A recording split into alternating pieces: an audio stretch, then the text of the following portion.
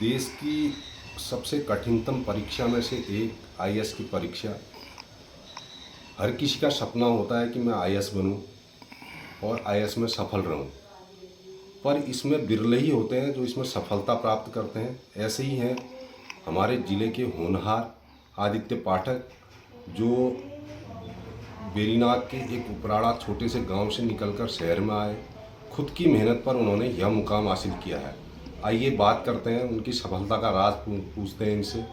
सवाल ये है आदित्य पाठक जी, आप बताइए कि सबसे पहले आपको सफलता के लिए बधाई है। धन्यवाद सर। और आपका इसका परिणाम आने पर प्रतिक्रिया क्या थी आपकी, और ये किसके साथ आपने सबसे पहले साझा की? ये परिणाम आने पर मैं अत्यंत खुश था और इस परिणाम की जानकारी मुझे एक ऐसे दोस्त ने दी जिसने स्वयं ये परीक्षा लास्ट ईयर उत्तीर्ण की थी। उसने और मैंने साथ में तैयारी की थी और परिणाम आने के बाद सबसे पहले मैंने अपनी पिता को, अपनी माता को और अपने भाई को बधाई दी और साथ में उनको ये भी बोला कि आप सबका जो साथ था पिछले 5-6 साल से, उसी का नतीजा ये है कि मैं आखिरकार इस परीक्षा में सफलता हासिल कर पाया। सिविल सेवा परीक्षा की शुरुआत तैयारी की शुरुआत सन 2020 में की थी, जब कोविड के बाद हम लोग घर आए थे। और उस दौरान घर पे रह के मैंने जो अपना बेसिक्स है एनसीईआरटी वगैरह उसको कवर किया। उसके बाद मैं दिल्ली गया, जहाँ पे मैंने बेसिक से ऊपर जो वैल्यू एडिशनल मटेरियल होता है उसको पढ़ा और बार बार इसमें टेस्ट सीरीज़ अटेंड की। उसके अलावा प्रेरणा जो है वो अपनी ही समाज, अपनी सोसाइटी से आई है। माता पिता पब्लिक सर्विस में पिछले 30 साल से कार्यरत हैं। पिताजी मेरे रिटायर्ड टीचर हैं, मम्मी मेरी सर्विंग टीचर हैं। तो उन्हीं से प्रेरणा लेकर मेरा ये सपना था कि मैं भी पब्लिक सर्विस में जाकर देश की सेवा करूं। जी, मुख्य परीक्षा और इंटरव्यू की तैयारी के लिए कौन सी रणनीति आपने अपनाई? मुख्य परीक्षा में मैंने बहुत ज़्यादा स्रोतों का इस्तेमाल नहीं किया। जो सीमित स्रोत थे मैंने उनको बार बार रिवाइज किया, उन्हीं को पढ़ा। और उसके अलावा जो मेरा सबसे मुख्य सोर्स था वो न्यूज़पेपर था। मैं लगातार पिछले 4-5 साल से द हिंदू पढ़ रहा था। अगर उसको देखा जाए तो सबसे पहले मैंने कक्षा 8-9 से ही दैनिक जागरण पढ़ना और अमर उजाला पढ़ना शुरू कर दिया था। वहीं से मुझे पेपर पढ़ने की एक लत जैसी लगी और उसी चक्कर में बाद में पेपर पढ़ने में मुझे कोई दिक्कत नहीं हुई। उसके लिए मैं अपने माता पिता को ही श्रेय दूंगा, जिन्होंने मुझे लगातार न्यूज़पेपर पढ़ने के लिए प्रोत्साहित किया। तैयारी के दौरान सबसे बड़ी चुनौती आपकी क्या थी? क्या मानसिक दबाव था, क्या तनाव था? तो इस विषय में थोड़ा बताएंगे। सर, मानसिक दबाव तो ऐसे था नहीं, क्योंकि फैमिली से, मित्रों से पूरा पूरा सपोर्ट रहा।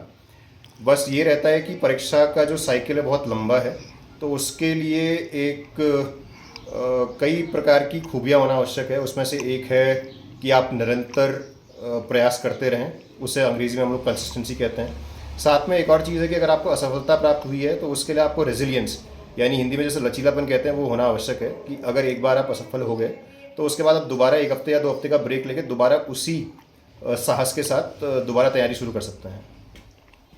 आजकल अभ्यर्थी हम देख रहे हैं कि कोचिंग का सहारा ले रहे हैं, कोचिंग में लाखों रुपए खर्च कर रहे हैं। आपकी स्टडी कैसे रही? क्या आपने अपनाया तो इसमें सफलता मिली? सर, मैंने स्वयं कोचिंग नहीं ली थी और ना ही मेरा इसमें ऐसे कोई विचार है कि किसी व्यक्ति को कोचिंग लेनी चाहिए नहीं लेनी चाहिए। हर किसी को अपनी मजबूती और अपनी कमियों के हिसाब से कोचिंग अगर चाहे तो ले सकता है, नहीं चाहे तो नहीं भी ले सकता है। आज का ज़माना इंटरनेट का है, डेटा काफ़ी तक सस्ता हो गया है। तो मैंने इंटरनेट और डेटा का बहुत प्रयोग किया। पिछले 3-4 साल से मैंने जो भी टॉपिक मुझे समझना है उसको गूगल पे डाला, उस पर मल्टीपल आर्टिकल्स पढ़े, उससे नोट्स बनाया। और पिछले 1 साल से मैंने चैट जीपीटी और जेमिनाई का बहुत प्रयोग किया, जहाँ पे अगर आप कोई प्रॉम्प्ट दें तो उसके बाद आपको एक संक्षिप्त में एक अच्छा सा आंसर खुद ही मिल जाता है। असफलता के क्षण जीवन में हर किसी के जीवन में आते हैं। जी सर। आप भी, मुझे लगता है कि दूसरे या तीसरे प्रयास में आप सफल हुए। मैं चौथे प्रयास में सफल हुए। तो जब आप असफल हुए तो क्या आपको आशावादी, निराशावादी, क्या आपके दिमाग में आया? सर, मनुष्य होने के नाते तो असफल होने पर निराशा होती ही है। तो कुछ समय तक आदमी काफ़ी हद तक हतोत्साहित रहता है, लेकिन उसमें परिवार का और मित्रों का काफ़ी बड़ा रोल है। अगर वो आपको लगातार प्रोत्साहित करते रहें तो वो निराशा 1 या 1.5 हफ्ते तक रहती है। उसके बाद आप उसी साहस, उसी बल के साथ दोबारा तैयारी में जुट सकते हैं। मुख्य परीक्षा में वैकल्पिक विषय का चयन बहुत अहम माना जाता है। जी सर। आपने अपना वैकल्पिक विषय किस आधार पर चुना और इसकी तैयारी के लिए आपकी क्या रणनीति रही? सर मेरा वैकल्पिक विषय वो ही है जिससे मैंने अपना ग्रेजुएशन और अपना पोस्ट ग्रेजुएशन किया था। मेरा ग्रेजुएशन अर्थशास्त्र में भगत सिंह कॉलेज डीयू से है और उसी में मैंने एमएससी की है आईजीआईडीआर मुंबई से। तो मैंने उसी को अपना वैकल्पिक विषय रखा और उसको चेंज नहीं किया। रणनीति यही थी कि जो हमारा कोर्स है ग्रेजुएशन का और पोस्ट ग्रेजुएशन का, उसी को मैंने बार बार रिवाइज किया और उसी के बेसिस पर मैंने अपने आंसर लिखे। आपके परिवार और आपके दोस्तों से आपको किस तरह का सहयोग मिला? सर दोनों परिवार और मित्रों से मुझे मानसिक और जिससे इंटेलेक्चुअल या बुद्धिजीविक सहयोग है, दोनों प्रकार का मिला। जैसे जब अपने परिवार से, अपनी माँ से, अपने पिताजी से बात करता है या अपने दोस्तों से बात करता है जो सबके सब पब्लिक सेक्टर में काम करते हैं, तो हमारी बात न केवल दोस्ती या परिवार वाली बातों पर होती थी बल्कि इन बातों पर भी होती थी कि जो अभी समाज में महत्वपूर्ण विषय चल रहे हैं, शिक्षा के क्षेत्र में, स्वास्थ्य के क्षेत्र में, बैंकिंग के क्षेत्र में, पब्लिक सेक्टर में। तो उससे क्या था कि पढ़ते समय मैं चीज़ों को लिंक कर पाता था, जो मैं पढ़ रहा हूँ और जो चीज़ें हो रही हैं, तो मुझे आंसर लिखने में और इवन इंटरव्यू देने में बहुत दिक्कत नहीं हुई। यूपीएससी की तैयारी में जो इंटरनेट गैजेट है वो फ़ायदेमंद है, नुकसानदायक है, ये क्या कहेंगे आप युवाओं से? सर इंटरनेट को जैसे अंग्रेजी या हिंदी में कहावत है, दो धारी तलवार है। आप उसको कैसे भी यूज़ कर सकते हैं। अगर आप चाहें तो आप दिन भर बैठ के 10 घंटा 12 घंटा बैठ के उस पर रील्स देख सकते हैं, लेकिन अगर आप चाहें तो 2-3 घंटा 3-4 घंटा उस पर कई सारे उपयोगी काम भी कर सकते हैं। तो मैं ये नहीं कहूँगा कि वो कोई ख़राब चीज़ है। बात ये कि आप उसे कैसे यूज़ करते हैं। अगर आप उसको ढंग से यूज़ करते हैं तो आपके लिए बहुत सिद्धकारी साबित हो सकता है, लेकिन अगर आप उसको ढंग से यूज़ नहीं कर सकते हैं तो आपका समय भी बहुत ज़्यादा व्यर्थ हो सकता है। जो युवा सिविल सेवा का सपना देख रहे हैं लेकिन शुरुआत से लेकर असमंजस में हैं, जी, उनसे आप क्या सलाह देना चाहेंगे उन्हें आप? सिविल सेवा में असमंजस शायद कई प्रकार की हो सकती है। पहला कि अगर नहीं हुआ तो क्या किया जाए, तो इसमें शायद इसका एक समाधान है, एक प्लान बी रखना।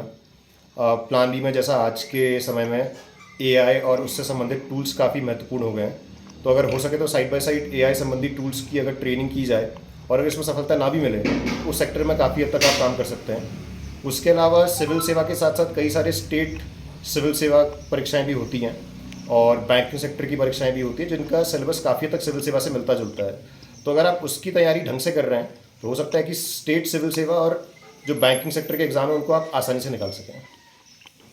हमने बात की जो आईएएस की परीक्षा में सफल हुए हैं आदित्य से, उन्होंने युवाओं को मोटिवेट किया। उम्मीद है कि इनसे युवा प्रेरणा लेंगे और पिथौरागढ़ के कई युवा भविष्य में आईएएस की परीक्षा में सफल होंगे और पिथौरागढ़ का नाम रोशन करेंगे। अगर आप ये वीडियो YouTube पर देख रहे हैं तो हमारे चैनल को सब्सक्राइब कर बेल आइकन दबाएं और Facebook पर देख रहे हैं तो हमारे पेज को लाइक करें।